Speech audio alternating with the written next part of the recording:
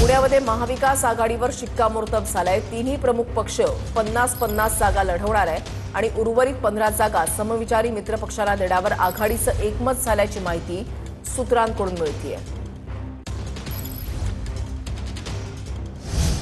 शिवसेना भवनामध्ये आज उद्धव ठाकरे आणि पदाधिकाऱ्यांना मार्गदर्शन करणार आहेत। शाखा प्रमुख, विभाग प्रमुखांची आज शिवसेना भवनमध्ये बैठक आयोजित करण्यात आली आहे। सकाळी 11 वाजता या बैठकीचं आयोजन करण्यात आलंय।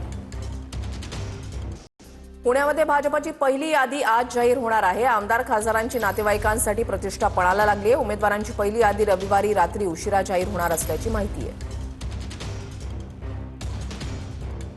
पुण्यामध्ये महायुतीचा तिढा हा आज सुटणार आहे। फडणवीस शिंदेंच्या बैठकीमध्ये आज निर्णय होणार आहे। पालिकेच्या जागावाटपावर आज शिक्कामोर्तब होण्याची शक्यता आहे।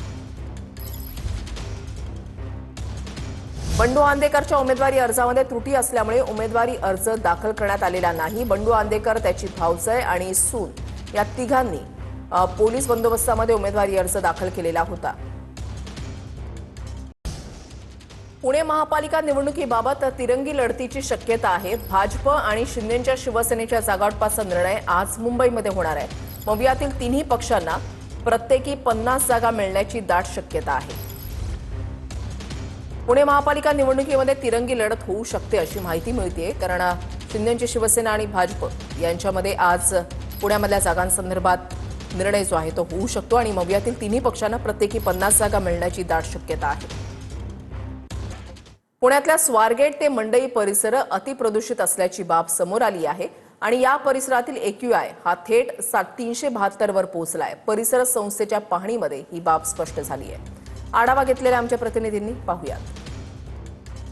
पुण्यातील हवा दिवसेंदिवस प्रदूषित होत चाललेली आहे। खरं तर परिसर संस्थेच्या अहवालातून मोठी बाब समोर आलेली आहे। पुणे शहरातील सर्वाधिक प्रदूषित हवा जी आहे ती स्वारगेट ते मंडई या परिसरामध्ये सर्वाधिक प्रदूषित हवा असल्याचं परिसर संस्थेच्या पाहणी अहवालात स्पष्ट झालेलं आहे आणि त्याचं कारण जे सांगितलं जातं ते या परिसरात दाट लोकवस्तीमुळे हवेला अडथळा होत आहे। हवेमध्ये सूक्ष्म धूलिकणांचं प्रमाण मोठ्या प्रमाणात आहे, कारण की या परिसरात मोठ्या प्रमाणात रहदारी असते, वाहनांची संख्या देखील जास्त आहे। त्यामुळे पुणे शहरात सर्वाधिक धोकादायक हवा जी आहे ती स्वारगेट ते मंडई परिसरात असल्याचं स्पष्ट झालेलं आहे। कॅमेरा पर्सन सुशांत राऊतसह अजिंक्य धायगुडे, TV9 मराठी, पुणे।